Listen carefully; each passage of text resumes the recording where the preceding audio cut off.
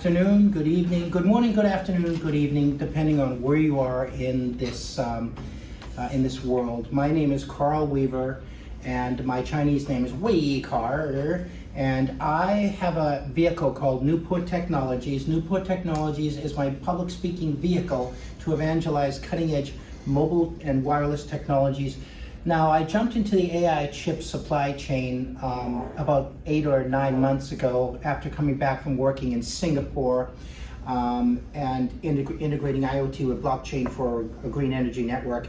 And then I realized there was so much hype, hysteria, and also geopolitical overtones with regard to AI. So I decided it's best, because I'm fully suited to be the guy in the middle of all this because of my background. I will not discuss hype, hysteria, or geopolitical issues because that's not the focus. And by the way, you've got YouTube for that. So this evening, my presentation is the AI chip supply chain. Oh, hold on just a moment. Namaste, Shushwagatam, Apkai 各位国外来宾啊，欢迎参加今天晚上的演讲。我的演讲题目叫亚洲人工智能芯片供应链和生产式人工智能手机革命. So again, my name is Karl Weaver. I'm an Asia mobile industry specialist. The AI chip supply chain in Asia Pacific and the GenAI smartphone revolution. Yeah, it's a long title, but it's appropriate. And I'm very grateful to be invited by DAMA, the Data Management Association of Puget Sound. Very grateful to be here. It's important to understand that AI is actually also wireless. Did you realize that AI is also wireless? Because everything is wireless. But what I'll talk about is how AI works, simulating the human intelligence through the 3 things to note about AI is its algorithms, tools and algorithms, data, the protection, the creation, and also compute power or computational power. These are 3 key important elements with regard to AI and then the AI chip. Next. I'm sleeping on my job. I'm floating on vapors. So, all right.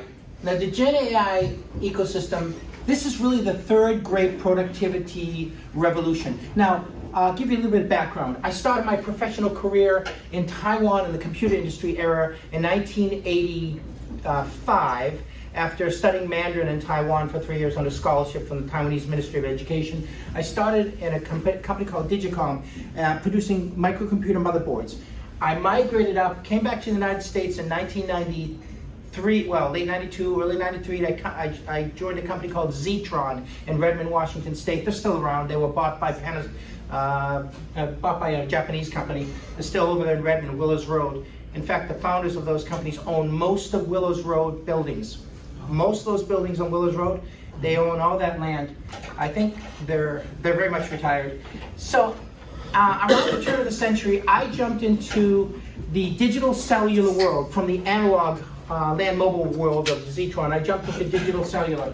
And then I actually got the opportunity in 2008 to go back to, I worked for local and international companies, but in 2008 I was giving a presentation in let's say CES show, CTIA show prior to CES show. I gave a presentation and a company called Gemalto was in the audience, and they said, we like your presentation. We need a guy who can speak Mandarin to go to Taiwan and China and bring this thing called contactless mobile NFC technology. I said, I only saw that once on an ugly feature phone in Hong Kong with Visa and Nokia demoing that. I said, my goodness, that's interesting. I'll think it over. I asked my wife. She said, yeah, go to China, work in China, live with my sister who's there with her husband working for IBM in Beijing. Send all the money home. That's what my wife said. It was quite appropriate. So I worked there from 2008 until 2013, bringing contactless mobile NFC payments and something called the TEE, the Trusted Execution Environment. I brought payments and security technology. Lo and behold, when I came back to America in 2013, I gave a presentation in November, and I predicted Apple would use NFC technology. One day later, they announced Apple Pay. Then I was involved with other technologies and a company called Simply Tap or something like that. They sold their technology because there was a company called ISIS, not the terrorist organization, and not the cute Egyptian woman either. No, it was T-Mobile, AT&T, and Verizon. Don't know if you remember, they formed a payment mechanism called ISIS. I said, guys, that's not the right name. They sold the technology to Google, became Google Pay. So now fast forward, I've been involved in eSIM, iSIM technologies. 2020, I joined a Shanghai startup and had to work remote because COVID. In 2021, they sent me to Singapore for 2 years to bring IoT and blockchain together for renewable energy. Now, when I came back, I noticed all this hype about AI. In fact, a bunch of companies said, can you help us promote your LLMs? I said, let me check my dictionary. Large language model. Oh, got it. Yeah. I'm an expert, and I wasn't. But I've learned since then. I've come up to speed online, taking a bunch of courses. So what we're looking at really is the AI era. We're all in it now. It's affecting us. It will continue to affect us. It will affect your job. There's no doubt in my mind. Don't listen to propaganda on YouTube and social media. AI will affect everybody in this room. Will be affected by AI in some manner, I feel. Next slide. Now, global human capital AI talent competition. Do you know that Mark Zuckerberg, I don't know, he wants to give like millions of dollars to AI engineers, and I'm thinking to myself, man, we all must have studied the wrong things, because I don't think we're ever going to make $1 million in our jobs. But that's the thing, because again, there's a lot of hype, hysteria, but the fact of the matter is talent is global. It's all over the world. And 50% of the researchers come from China and also India. And you can see here the proportion. The United States is actually importing the raw talent from North and Southeast Asia. This is a fact. And then China is very, very large. Of course, everybody's so afraid of China.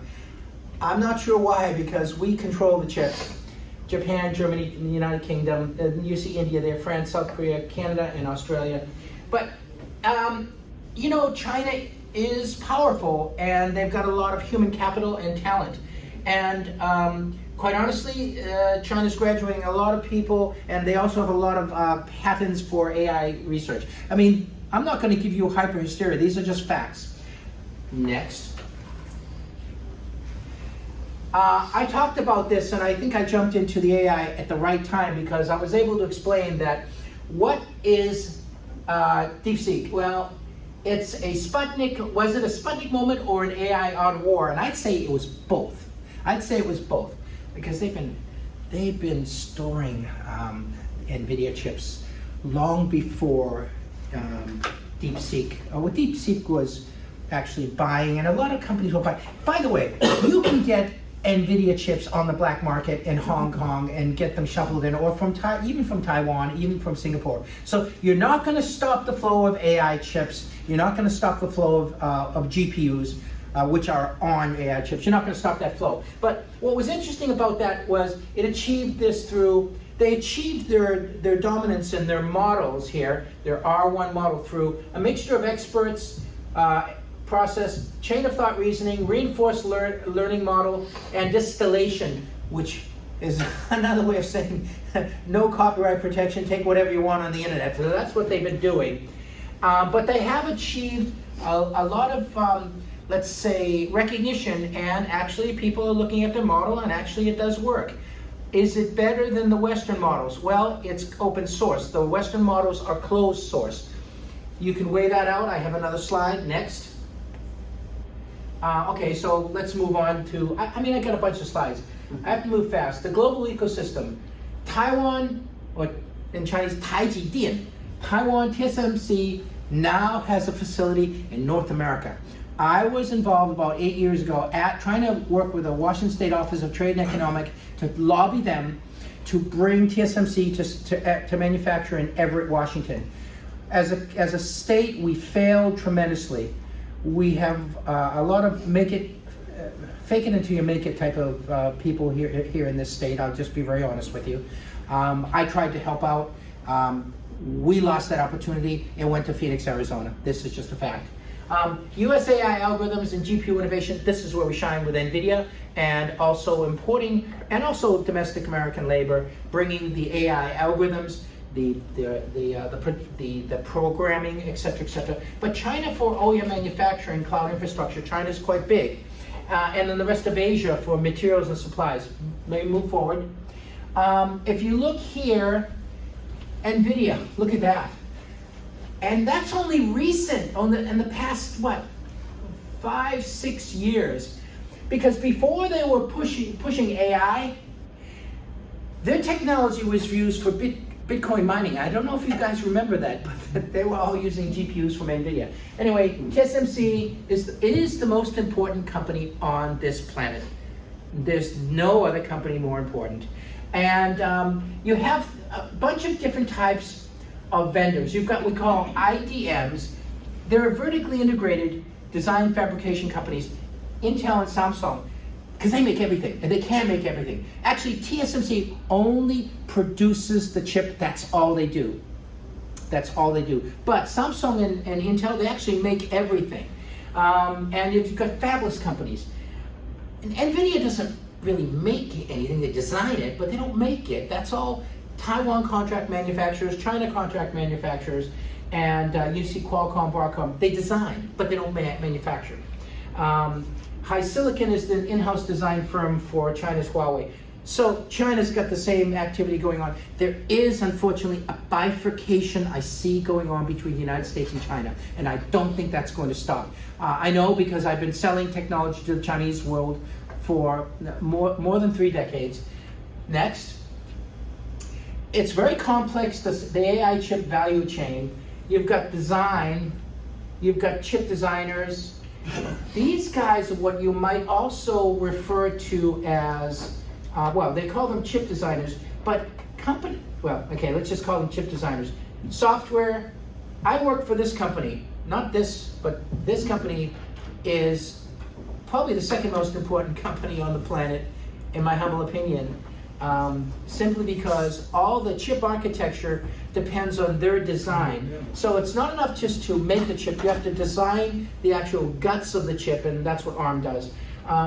Manufacturing, all these companies are involved in the manufacture. Probably this is the most important because it's laser lithography, deep laser lithography, and they're based in Holland, the Netherlands. Now the foundries, as you can see, there are really only 3 major foundries, but there are still other small ones, but let's just say, for example, if these are major companies. Packaging, actually, did you know that TSMC has a packaging facility in Camas, Washington? Anybody know that? And it's been there for more than a decade. But they've had their problems in Arizona with labor because they operate under this 9-9-6. They work 9 hours a day. They work 9 in the morning to 9 in the evening, 6 days a week. You can see how that would conflict with American labor standards. And then you've got edge device vendors and all kinds. It's a complex ecosystem. Next. And these are data center GPU and AI chip competitors. As you can see, it's not just Taiwan. Actually, it's not just Taiwan. It's actually, of course, China as well, and South Korea, Japan also, to a growing extent, actually. It will grow more. And then Israel, UK, Canada, and basically the United States is huge for this stuff, but it's a complex ecosystem. No one company really dominates, with the exception of TSMC, because very few companies and countries have figured out how to do the water and the power thing. It's the water and the power thing. And that's why there are really only about 7 or 8 countries in the world that make semiconductor chips, and there won't be that many more because Taiwan holds the key. But Taiwan actually is very welcoming to bring some of this technology to diversify their portfolio to other parts of the world because they have to. They have to. Next. Is this presentation already shared with us? It's, yeah, sure. It's already online. I've got more than 300 videos online in 2 languages if you want. The hub of semiconductor manufacturing, TSMC, Taijidin. Leadership in advanced nodes. This is actually old. now 2 nanometer in Phoenix, 2 nanometer in Phoenix, first yield, and also in Taiwan. Now, right now in Taiwan, they're working on 1.5. They will reach a limit, and they've got partnerships with everybody. Next. And for the United States, so we talked about Taiwan now, they pretty much the semiconductor heaven. Let's talk about the United States. We control the algorithms and GPU design. That's, of course, NVIDIA. Leadership in AI, algorithms, and development of OpenAI, Google, and others. I mean, a lot of the companies are coming from Silicon Valley, and also the interaction with hyperscalers. Hyperscalers play a huge role, and they'll continue to play a huge role because of the water and the power. Let's keep on that theme. I'll talk more about the water and the power and what's actually going on in this country. United States actually. Hello? Is this? Can you hear me now? Okay. Actually, the United States has 5,000 data centers, but they're not in Seattle. But Seattle is the cloud capital, but not data center. Cloud capital meaning they're all over there on Lake Union, right? They're all over there if you see them. But the actual the actual data center capital is in a place called Data Center Alley. That's in Virginia, or near, I think, Richmond, Virginia, or something like that. But America actually has more than 5,000 data centers. China only has 450. And Microsoft is leading that charge. Amazon is leading that charge. Even IBM. Americans are leading in that side of things. Next. Okay, the backbone of cloud and server OEM manufacturing.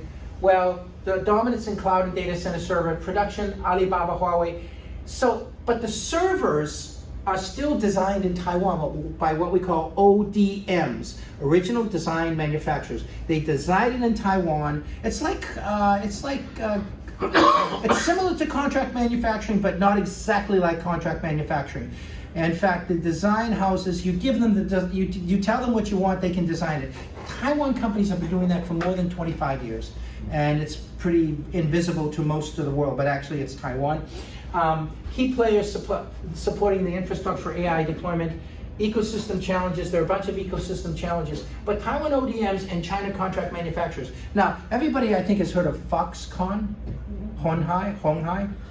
So I have a story about this, about my visit to them in 2023 when I was, late 2022 when I was working for Half Moon Bay, California embedded antenna company, and I visited Foxconn's facility in Tuchen, Taiwan, just south of Taipei. And I went to the office pitching embedded antennas because that's what I was doing with a small company. And this was before smartphones had touchscreen, and this was before embedded antennas. They had stubby antennas. So basically, I gave my pitch. They liked it. At the end, they said in Chinese to me, "Hey, Karl, you want to see a secret?" I said, "What? Secrets? I love secrets." So they showed me the design of the first iPhone. Now you think about that. That was essentially 2003. And they only launched it, I think it was late 2007, the first iPhone. So they've been working with Foxconn. They've been helping to work on the first iPhone, that's Foxconn, with Apple for a long time. Apple is not a stupid company. They have been captured right now in China. I don't want to talk too much about politics, but I need to discuss a little bit about Apple. There's a new book called Apple in China, Patrick McGee. It's a great book to read. It'll tell you about how one of the world's most important companies basically leveraged itself.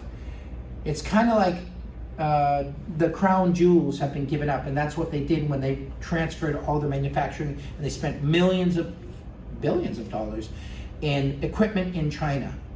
And it was basically a situation where there's a lot of geopolitical nationalism, protectionism in China right now, and there's a bifurcation with the United States, and these are just facts. What I will just say is, Apple is reshoring to the United States, and I'll explain a little bit more about that later. Again, I don't want to talk about geopolitics, only facts. Next. Sleeping on my job again. Okay, so cloud computing is based on massive data centers powered by sprawling server farms. And quite honestly, these server farms are being put up all over the United States, but there's a problem. Power and water. I mean, Washington State would have been great for the water. We have so much water here that we can use because we have lumber mills that are not cutting lumber anymore, and the water's going right down into the Pacific Ocean. I was consulting with a company 20 years ago, and I learned all these things. We have closed lumber mills, and he was trying to get the rights for the water to ship it in big empty containers because all the goods were coming from China, and then when the ships were going back, there was nothing going back. We weren't exporting much to China, and he wanted to put it in water balloons, balloons, kind of like big balloons to store water, and send it to China and India because China and India need water. We all know these things. Now, I'll get into this a little bit more. Anyway, servers are key demand drivers for AI chips. You cannot build AI chip, you cannot build data centers without water and power because data centers consume the most CO2 emissions of anything in the world, data centers. And so you see the problem there. You want more AI power, compute power, but you have the problem of data centers requiring to cool the servers down with water or other kinds of lubricants to keep it cool so it doesn't emit so many CO2 emissions. And by the way, if you're in countries like Singapore, you're charged on your CO2 emissions. Every company is charged a tax on the CO2 emissions. This is very important. Next.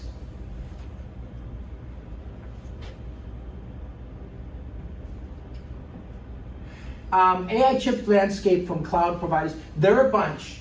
You've got AWS, Google, Microsoft, IBM, NVIDIA, Alibaba, and in total, the 10 largest providers, operators of data centers include these companies. But they're challenged with power and water again. TSMC has figured out how to solve this, and I'll talk to you a little bit about that in a minute. Next. There was a time when Microsoft was actually building data centers under the sea. Singapore is doing that now. Actually, on the sea. Singapore doing it. Yeah, Singapore is doing it on the sea. Under the sea, I don't know. That sounds like Jules Verne's. Well, they've done. It's just a shipping container submerged. Yeah, I saw that when I was in Singapore because I was involved in renewable energy. So I saw a bunch of that.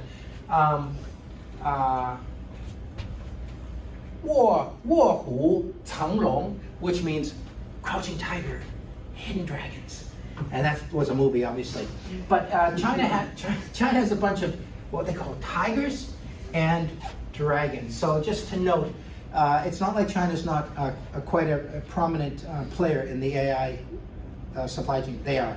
Next.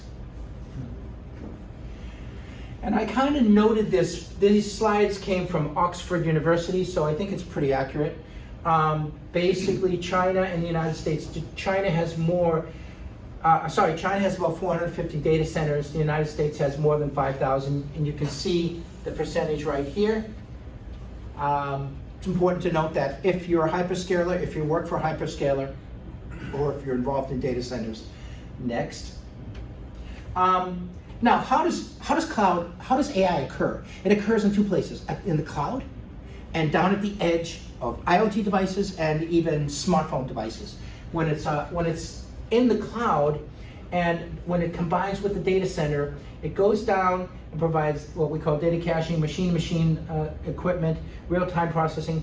These are mostly IoT-like devices. What is IoT? Well, in essence, it's a cellular IoT module based on certain IoT protocols, and that's embedded into anything smart. That could have an IoT module. Your Tesla vehicle has an IoT module. The big problem there for the Trump administration is 8 out of the 10 top IoT module manufacturers are coming from China. Okay, Houston, we have a problem. Let's answer that call when Houston. Let's answer that when Houston calls. So that's kind of a problem. But how do you get around that? Well, there's one smart company. It's the largest cellular IoT module manufacturer on the planet. It's called QuickTel, and that's coming from Shanghai. I met the CEO. He's a very smart guy. They've already transferred manufacturing to Ohio, so they're technically now a U.S. company. So you see, it's like that movie Field of Dreams. If you build it, they will come. Anybody ever see that movie? I'm a baseball guy. I'm from Boston. We grew up loving baseball and hating the Yankees. Anyway. Yeah, let's go Mariners, huh? Trident something. Yeah. Anyway, back to reality here. On-device AI on a smartphone. How does that work? Well, you have something called the mobile apps processor chip. In Chinese, we say that's an 移动应用处理器芯片, and that requires a modem, and that modem usually comes from Qualcomm, right? And what it means is companies like Apple have something called Apple Intelligence, which is semi-intelligent right now, but they're trying. And do not underestimate Apple. They are never the first pioneers to bring something to the market, but when they do bring something to the market, they always make sure that it's going to be a winner for the most part. So, the pioneers are the ones with the arrows in the back, but Apple is not necessarily the pioneer, but they're the ones that make sure something that they sell has a real good ROI, a real good return on investment.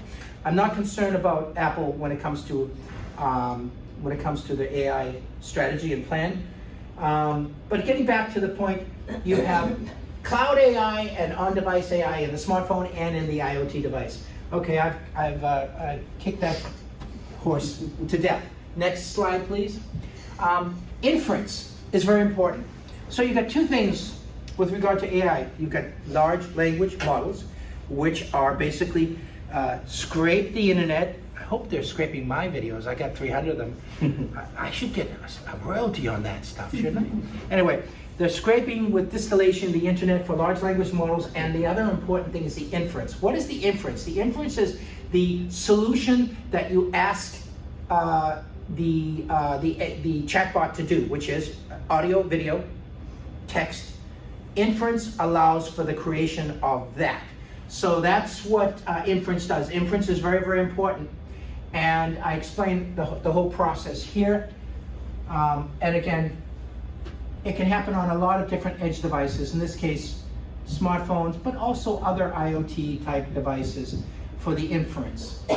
I'm sorry, these are more edge consumer devices. These are the IoT devices. My apologies.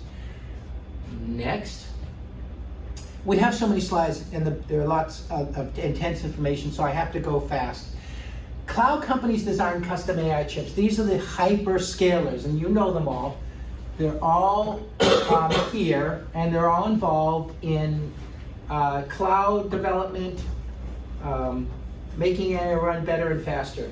And I just show some of the NVIDIA technology here. And you've got a bunch of different H100s, H20s. H20 is in the news because they're trying to sell that to China. And then the US government saying, well, that's only our fourth best technology. And Chinese saying, you think we want your fourth best technology? Forget it, we're not interested. I mean, I think when you're trying to sell something, you don't downgrade it, and that's kind of what the US administration did.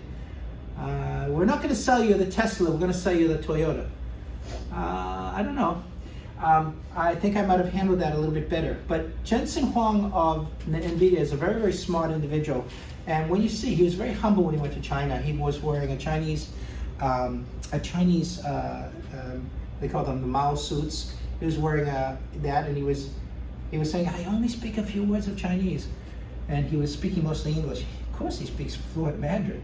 But he was trying to be humble in the eyes of mainland China, because I think that's very, very important. I think what he did was, he's a master salesman. I think what he did was quite good. And I mean, all these countries are getting the GPUs and the AI chips. They're getting them in their systems. They're using them now. And they may say up front, oh, I don't want these chips anymore. But actually, they need them, because these are the best GPUs on the planet, and they work well. So what somebody says publicly, what a country says publicly, what a company says publicly, and what they're doing privately I've discovered, and the Chinese say, Nyoto Budoimatsui, which means the cow's head doesn't represent the horse's mouth. That's just a Chinese saying. But anyway, it's just a Chinese saying. But it means quite a bit to them. So NVIDIA is controlling GPUs, but you know, GPUs are not, the actual AI chip contains a bunch of things. Memory, the NPU, the GPU, and the CPU. In this case, a mobile processor on most devices. That's what an AI chip is combined with. And inference, you combine that to create the inference. You combine all these to create the inference in a data center. Inference occurs in the data center, either mostly in the cloud, but you can also do it on a mobile device. And that's the real key point here, which is, can you create inference on an Apple iPhone or on an IoT device? Because when you can do that, then you're saving lots of money, because you're creating the inference right where the device is actually collecting the data and trying to make the computational compute, the computational power needed for the compute. So when you have to do it from the cloud, it's a lot of return on investment. It's very expensive to do that. You have to, going to the cloud is expensive. Just ask AWS. When you have to bring data down to crunch and you let AI understand the algorithm and understand the data that's being collected from sensors, all that costs money. That's not free. And so when you can do it on your Apple iPhone or your Huawei device or in your Tesla, then you're actually making compute better, easier, less intensive for the data center. So bringing it right down to the devices is the goal. We call that, and inference is what the goal is, creating better inference to create better audio, video, and data solutions. Next. Okay, the integrated supply chain across Asia Pacific. South Korea, Samsung, SK Hynix, and actually there are only three major companies in the world that make memory. Samsung, SK Hynix, and a company in Boise, Idaho, that started out making potatoes for Microsoft. McDonald's. Do you know that company's name? AMD? Micron. Oh. Yeah. Yep, Micron. Winner. Japan supplies, boy, somebody at Microsoft's going to be very angry. Japan supplies high-tech materials, photoresists, and silicon wafers. But where do silicon wafers come from? Oh, sand. Where's the best place to get sand? The beach? Oh, the desert. Ah. So there's a reason why TSMC went to Arizona and not Washington State. Yeah, I'm not 100% sure of the reason, but let's let it be, as the Beatles once said. There are collaborations across this entire chain because no one country controls. Next. All right, challenges, geopolitical tension, supply chain risks, opportunities, strengths, balancing all this stuff. Let's move forward. Next. As I mentioned, Taiwan, critical role for manufacturing. 90% of all the AI chips in the world are manufactured in Taiwan. There's only a small percentage from Samsung, and I think AMD as well. Small percentage. US is the hub for AI innovation with the algorithms, and NVIDIA with their GPU.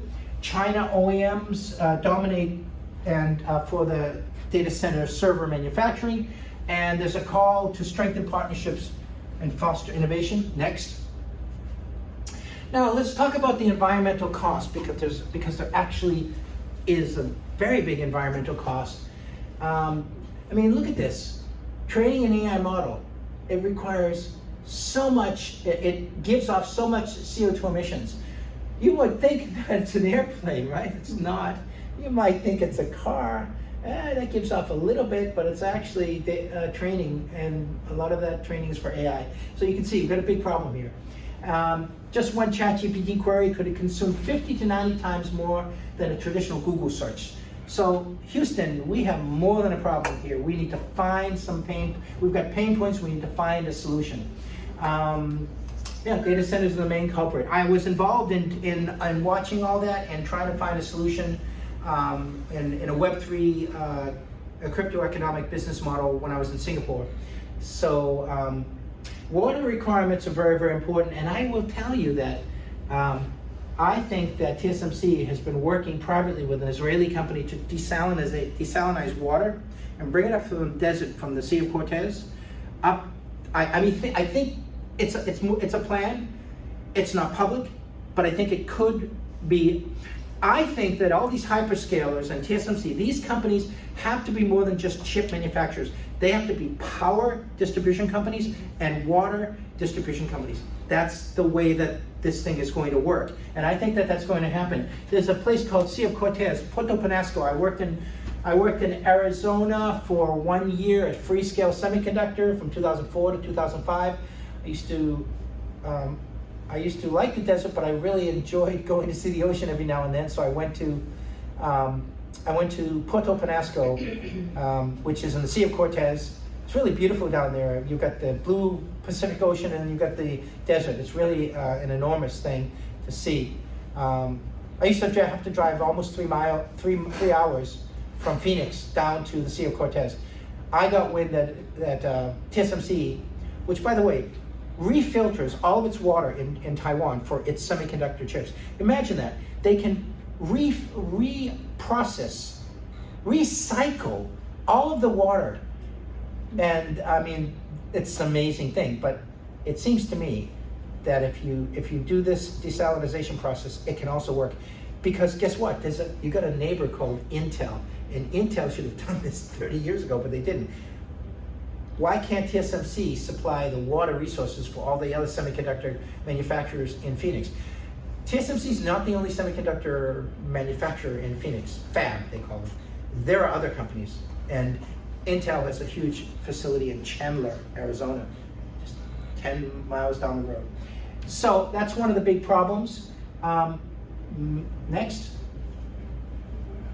Also, you've got rising electricity demand in Asia Pacific. Taiwan is managed well, but Taiwan's a small island. They have to depend on oil. Taiwan is an interesting place because they did start to do nuclear power, but then they had problems with the waste. Then they stored it on a place called Green Island, which is just an island with mostly Aborigine people off the coast of Taiwan, small little island that is part of Taiwan. And a lot of complaints because they were just storing it there, and the Aborigine said, hell no, we don't want your nuclear waste. So the big problems in Taiwan for nuclear power, so they're importing oil just like China is. So China imports all its oil, and so does Taiwan. Data centers are power hungry. We talked about this. Karl, there's a comment on the chat. Israel is the leader in desalinization and are reportedly quoting the Arizona Water Authority. Thank you. I feel justified, but I don't think it's public just yet. Anyway, let's move forward. As you can see, the problem is power and water. Next. And this is just something, I'm sorry, I used ChatGPT because I couldn't figure out how to make it myself. So I put this together. A revolving investment location for Chinese firms to set up, and by the term Chinese, I mean Taiwan and China, Greater China. 大中华, we say. The Valley of the Sun, clearly evolving for AI chip R&D manufacturing investments. I believe Silicon Valley will become Silicon Desert. It'll move. It will move. And SoftBank's Masa-san, do you know this guy? Do you know that he owns Sprint before T-Mobile acquired the assets for Sprint? Do you know that he owns ARM? It's all interconnected. So he wants to bring $1 trillion of AI and robotics industry hub in Arizona. He hopes to partner with TSMC. This will be attractive for major Chinese cloud providers to Texas from, actually, Arizona, New Mexico, and Texas are along the border, they call them Maquitadora. And this is where I feel Foxconn will work with the Mexican government to bring American manufacturing facilities in a free economic zone. And I'm pretty sure it's happening right now, but it's happening under the radar because that's the way Apple wants it. That's the way all these companies want it. Mexican labor is cheaper than Chinese labor, but not cheaper than Indian labor. Indian labor is cheaper than Chinese labor. But right now, China is stopping Apple from using Chinese labor in India. India makes 20% of the iPhones right now. China still makes 80% of the iPhones. Big geopolitical issues because China, I think, perhaps fears that India can ramp up, but they can't. Sorry. They can't ramp up. They cannot supply all of Apple's needs right now. They can't do it. But the Indian government wants to do that, but they can't because it's just too complex. And Apple demands are so high, and that's why they use Chinese transient labor in a place called Zhengzhou, China, where Foxconn had at least 10,000 workers building iPhones on a daily basis. And that's almost impossible for any company to replicate immediately, and India can't do it immediately. They're trying, but it's only 20% of production of the iPhone in India. That's a fact. It's still 80% in China, but Trump wants it all reshored to the United States. Can it happen? I think only with Foxconn's help and only with what we call Taiwan Inc., which is TSMC, all the contract manufacturers, Foxconn. These are all Taiwanese companies. I think this has gone on, this is off the radar screen for lots of Western people. Has anybody here ever been to Taiwan? You don't know what you're missing. They got the best bubble tea on the planet. Okay, anyway, next slide, please. This is something I put together, and I've given presentations separately about this. Foxconn, all along the Arizona, New Mexico, Texas border. This isn't the only place that they're going to reshore, but it is reshoring, and this is actually what's happening right now. You can see it happening. Did you know that China is actually producing electric vehicles in Mexico? And they're shipping them to Latin and South American markets right now. And so right now, Apple is using China and India for final assembly of the iPhone, but I perceive that it's going to migrate here. And the logistics are there, and there's a lot of reasons for that. India won't stop growing, and I think India one day will have its own smartphone, India has its own smartphone brands now, but they will have their own national brand one day. I'm not sure what it'll be called. It certainly won't be a nationalistic thing. It'll be an interesting name, but it won't be, it won't be National Phone of India, because Indians are very, very entrepreneurial, and they don't care so much about the nationalism of that. That's the difference between China and India. In China, they like to nationalize things, but in India, they like to be independent and entrepreneurial. So I do believe India and Vietnam will have their own national champions for like Apple and like Huawei. That will happen, I believe, sometime down the road. Next. Let's talk now about the growth of GenAI.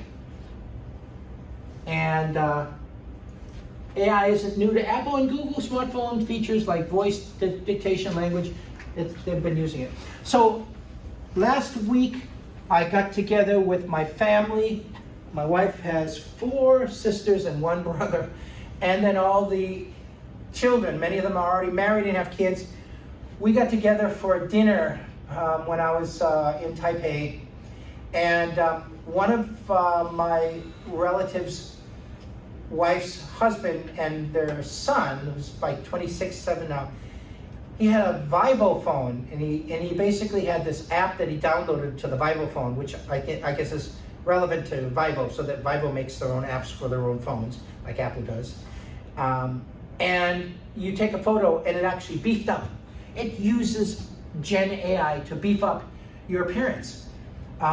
It can give you curly hair. It can give you deep eyelashes, and for the women, it can give you nice makeup and fluffy cheeks, and So That's using GenAI. All those things are actually happening on smartphones now in the Asian world. And if you're in Asia, you will know that nobody wants to use their regular self. They want to beef up, they want to touch up themselves using AI on a photo.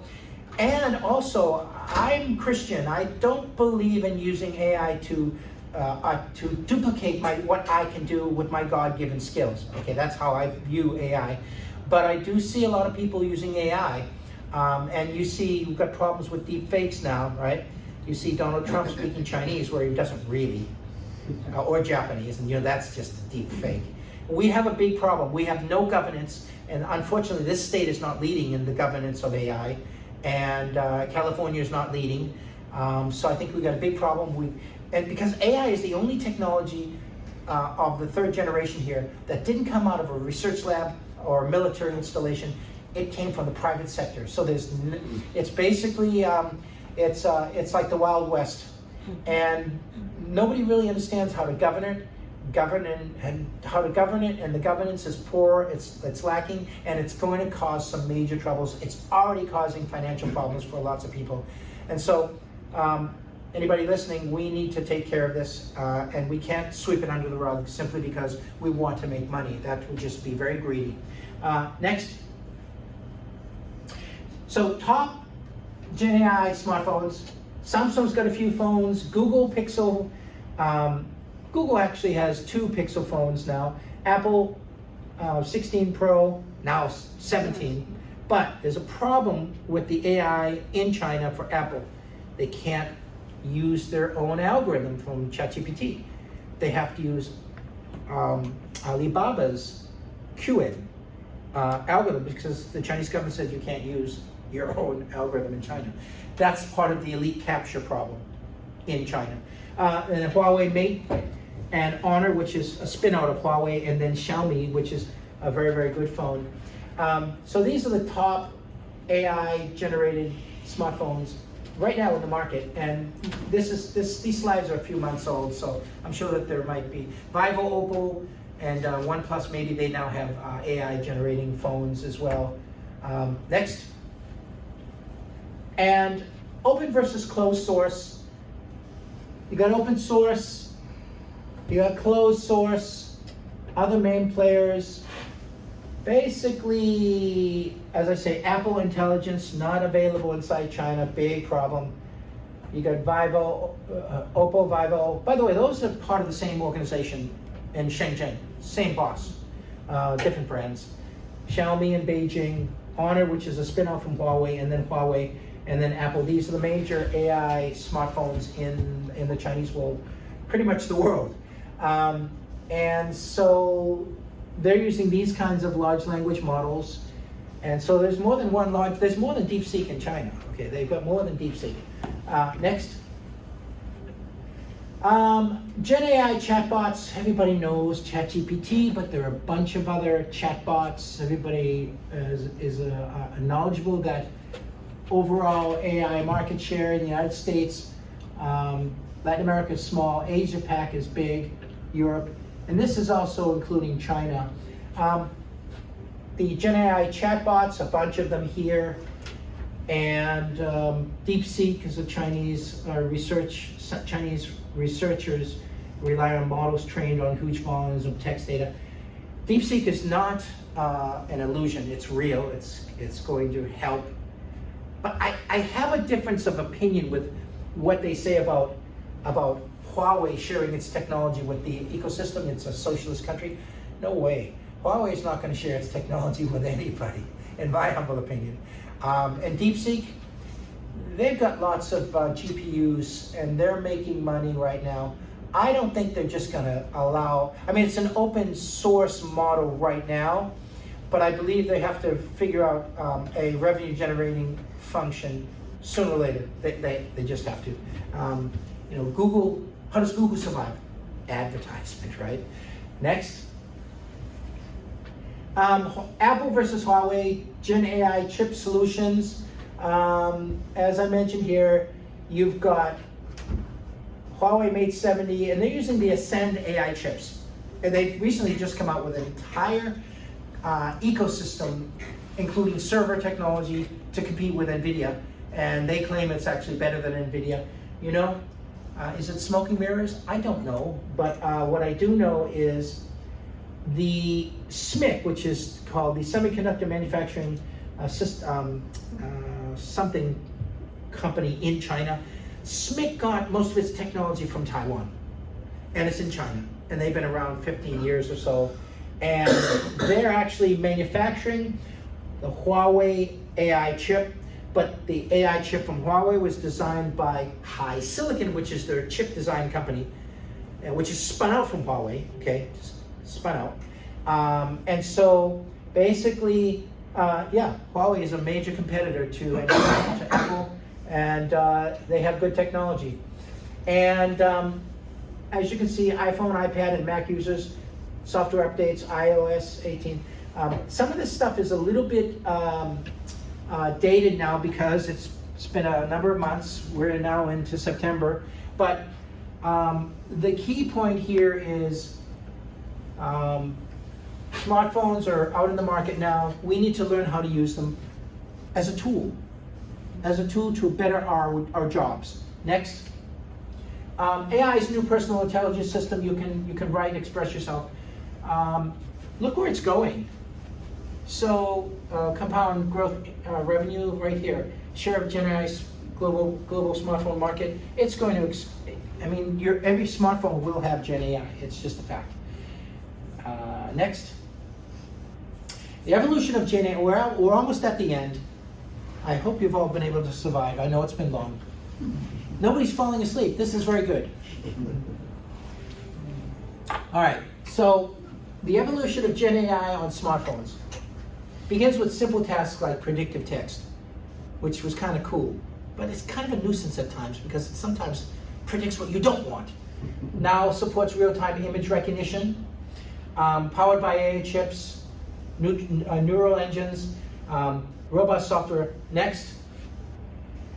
So here are the actual applications driving the growth. So what is driving this on a mobile device, on a smartphone? Well, cameras and imaging, as I mentioned before. Personal assistants. We're talking about agentics or agents right now.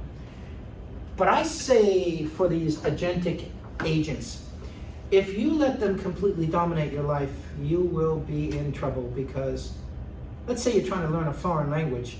Are you going to rely on an agent? Are you going to rely on a chatbot? I think there's some things that humans can do better than machines.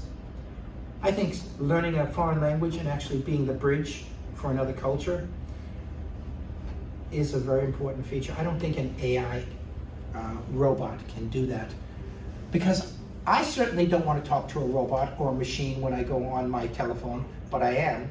I don't like it. I don't think they can do, I think they're smart, but I think we have to get to the key point here is, it's not a new species. I'm a Christian.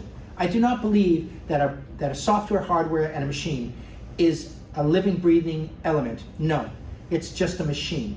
And it should be, I know maybe some of you software people and hardware people have a different viewpoint about that.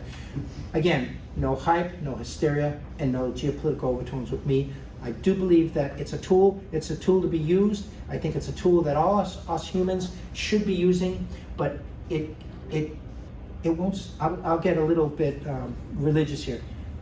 Technology will not save your soul. It will not. So therefore, use it as a tool, and that's what it should be used for. If you have it monitoring your entire existence, it's going to get pretty boring and also pretty scary and creepy as well. Do not let it do that. I know that my device here that only does simple things. It doesn't talk to me. It will tell me if my heart is rising too, my blood pressure is rising too much. That's good enough for me. So, yeah, seriously. Now, security. Actually very important. I was in mobile payments. Security, you know, there are a lot of deep fakes, and it's now easy to fake a mobile payment. Somebody puts a picture in front of an ATM machine, and they're using facial recognition. It is faked a human face. This is a problem. But with AI, when it's not hallucinating, AI will help solve this problem because the algorithms are getting better and better and better. User personalization, smart suggestions, it will help you, but I think just like you don't want your significant other to nag you on something, don't eat that, don't drink that. My daughter does that all the time. Dad, are you really eating that? What I'm saying is, it's okay for your family to care about you because they're your family. I don't think it's okay for a machine to be telling you what to do. That's my humble opinion. And AR and gaming. So these are driving GenAI growth right now. Next, we're almost at the end here. Edge computing, absolutely. We talked about edge computing on devices. AI reduces the latency and improves the privacy. Absolutely improves the privacy because of security, and the latency because no matter what, AI is a wireless technology. You have to send the data up to the cloud or get the inference down to the device or down to your phone or down to your PC. So edge computing is very, very important. User demand, expectation for intelligent predictive features. Yeah, you know, it's going to be creepy when AI tells you, hey, I noticed you didn't drink your coffee this morning. What's wrong? Yeah, that's when you want to turn off your features of how much information you're giving to the AI. Because by the way, there is no privacy, there is no security, and hackers are all over the world trying to steal your data, and their data brokers trying to steal your data. So guess what? You already have no security, and now you're increasing that 200% by having a device that can be hacked, right? And that's right next to you, and so, my goodness, you want to be careful with that. Okay, affordable AI chips, they're getting onto the budget phones, and you can see that. Next. This is just a simple, with using the AI phone, just a simple explanation of the pluses and minuses. Basically, the processing power and energy consumption constraints. There are constraints. Privacy concerns over on-device data processing. Hello, Houston. We've got a real problem there. I can't imagine how U.S. government officials are allowed to use AI on the smartphones, but maybe they are. I don't know. And balancing model complexity with real-time performance. Remember, latency has to come from the cloud. These are just some explanation on the high-end, the mid-range, and the entry-level for Apple products, and the RAM required. Suitable for what? I mean, this is a good slide to have if you have an iPhone. I'm sorry, the iPhone 17? It just came out a few days while I was in Taiwan. Next. And the future of AI, of GenAI on smartphones, I mentioned real-time, hyper-personalization, health monitoring. That's kind of important. So instead of having this, my phone will have sensors. Could you mind? My phone will have sensors, and all I really have to do is have the sensor on my thumb or my fingers, and it will be able to do so much more than this is Fitbit from Google. It'll be able to do much more than this. And of course, there's AI-driven innovation, foldable devices. Now, I don't believe in foldable devices, the foldable screens, because I've watched, and I think that you have a problem with foldable plastic, mechanically speaking. If you have a Samsung or a Huawei phone, I think if you fold that in extreme heat and cold conditions, it's going to break the screen. That's my humble opinion, but it's a fad.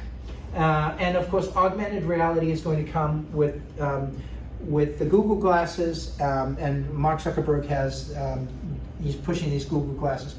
Where I think the real application for these glasses is not walking around with these things on your head. I think that's ridiculous. I think the best application is when you're on an airplane and if you're given a first class seat, it should come with a user experience, which means you get a 2-hour onboard Fiji experience, Fiji ocean experience, or Thailand experience, where you're now on the plane and you're going to be there for hours and hours and hours, but you can actually have a user experience with these glasses. I think it should be standard on every first class flight, where they give you the glasses, you're on a long flight, maybe 5-10 hours, and it makes sense to use these then and there. That makes perfect sense, because people are using the noise cancellation headsets already on these long flights. Next. Okay, that's my presentation. I hope you liked it. And I think we are Oh, we're a little bit over, so I will take a question or two. Do I have time for questions? Yeah. Does anybody have a question that I can answer? Well, you can ask it. I might We do try to. have one in the chat. Does Mhm. Karl have anything to say about small language models trained on large language models, which can run on CPUs instead of GPUs? So, what is the name of the guest? LJ. Hi, LJ. So basically, the GPU is an element of the mobile processor chip. So the GPU is required on the CPU in that situation. So the GPU is an element of your AI chip. It's not standalone. It's not standalone. It's part of it. This is So- pushed to a small language model to sort of reduce the dependency on needing a GPU at all, though. Oh, I It's see. just making, Yeah. they're less generalized models and more specific for a specific niche thing. I think I would answer that by saying this. Have you noticed that Google search has become and has started to look a lot more like ChatGPT? Have you guys noticed that? And I think Google realizes that it needs to act more like ChatGPT, and that's not using any more sophistication. So I guess the answer would be, I think it is possible that on a regular mobile processor chip, which you have on a phone, on a tablet, on a PC, desktop, you have a mobile processor chip. And I think companies like Google are adding AI-like features. I've noticed that, and I think it's great. And so I think the answer would be yes, I believe that can happen. Thank you for, I didn't quite understand the nature of that question, but I think from my observations, you will see everybody trying to do ChatGPT-like responses with minimal power and minimal requirements. So that's probably the best answer I can give. Hi, Paul. Yes, thank you so much. I thought that was a fascinating, very educational presentation for me. One of the topics that you brought up brought to mind a quote that I heard just this week, and I was wondering if you had any thoughts or insights about this quote or this idea. So you talked about a need for more AI governance. There's a gap there in the world. So the quote that I heard that made me think of was that the United States innovates, Europe regulates, and China imitates. And you can take that for what it's worth, but I was wondering from an AI governance perspective, if you had any thoughts, is that relevant or not, or is there any prediction that might be how it plays out in the future? Well, the US certainly innovates, but I also think that China and Taiwan innovate. I think that Europe is falling behind a little bit, but not completely, because there are semiconductor manufacturers in Europe. Look at Philips and NXP, which is spun out from Philips. ST Micro, those are all European companies. I think the Europeans are on a holding pattern with regard to, GPR. They have general data packet, general data protection laws. So the Europeans want to regulate, and they're not wrong for doing that. They are not wrong. The Americans are it's the wild, wild west here. And actually China is more in line with the Europeans because China has a data and cybersecurity law, and we don't in North America. We don't. So I don't think this is a moral issue. I think this is an issue of China takes security very, very seriously. Let's just say there are lots of companies and lots of countries in the world hacking all over the world. And I think the Europeans are not wrong in having their protection for data. Here it's a Wild West. We have so many data brokers. I think that in terms of China, China understands. I think America has to lead, and I think it has to be either led by the hyperscalers or Silicon Valley. And if we don't lead, it's the same problem as security. You have a patch, you have a breach. You have a patch, you have a breach. And when does it stop?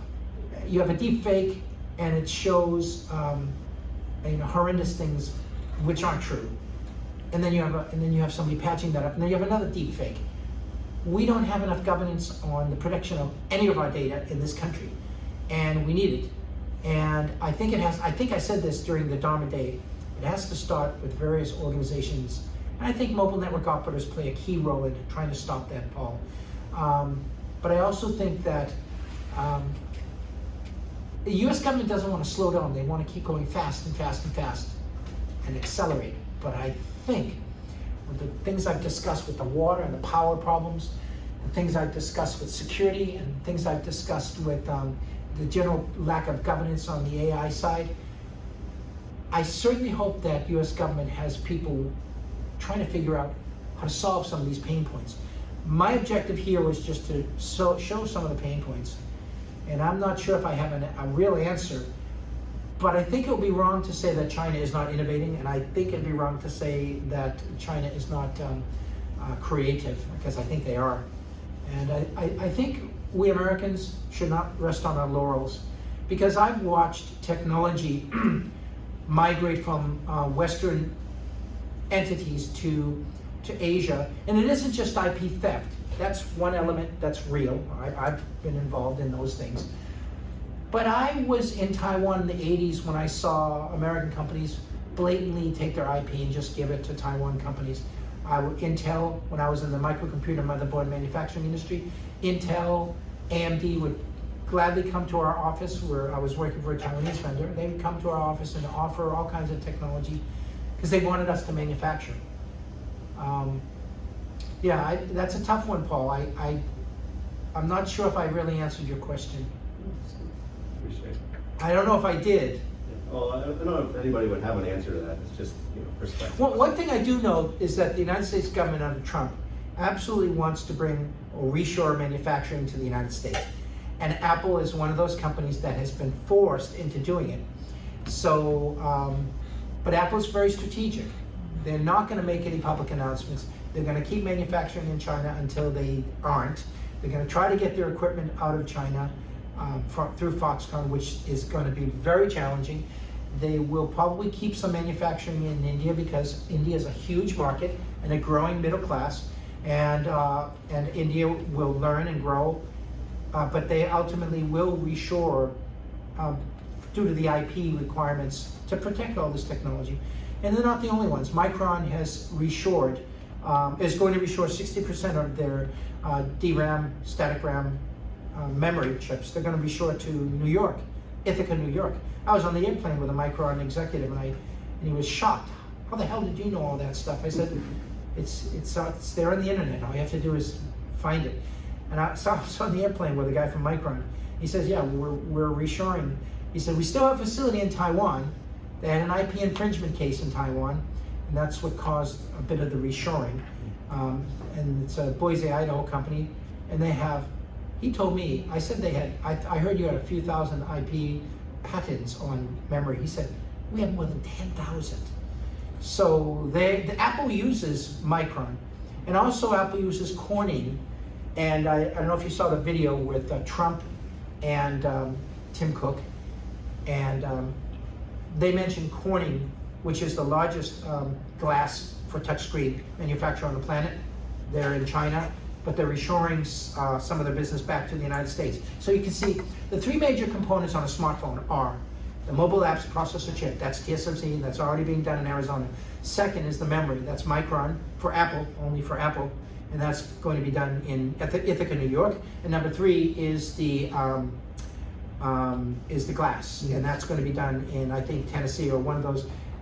Corning is a huge company, and the touchscreens are number one. So you now have the three most expensive components on an iPhone for the BOM cost, and they're going to be made in the United States. And along the border is where the assembly is going to take place. So I don't want to throw a monkey wrench into China's plans. I don't want to put a monkey wrench into India's plans, but I will say that the United States is going to take back manufacturing, because if we can't manufacture semiconductor chips, which are the basic building blocks of all ICT sector products, if we cannot manufacture those, we can't make drones, we can't make airplanes. Interesting. I think that's the end of my presentation, guys, and thank everybody so much for listening to my presentation. I think it is important to get these messages out that we live in a very complex world, and all I want to do is explain the facts. So thank you.